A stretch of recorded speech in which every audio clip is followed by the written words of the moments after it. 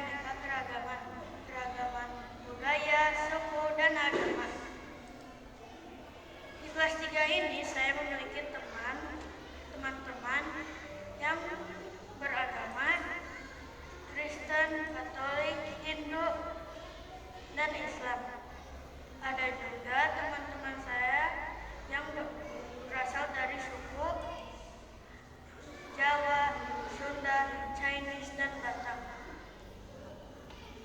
Selain mempunyai aneka keragaman agama, suku, dan budaya, Indonesia juga mempunyai keragaman hewan dan tumbuhan. Kita harus merawatnya dan melestarikannya. Caranya tidak menebang pohon-pohonan dan itu termasuk pengawalan sila ketiga. Untuk mengucapkan rasa syukur, saya akan berdoa terlebih dahulu. Mari kita berdoa dalam nama Bapa dan Putra dan Roh Kudus. Amin. Tuhan Yesus, terima kasih Kau telah menciptakan negara Indonesia yang sangat indah.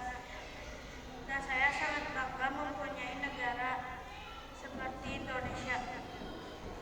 Semoga Indonesia semakin maju dan damai. Amin.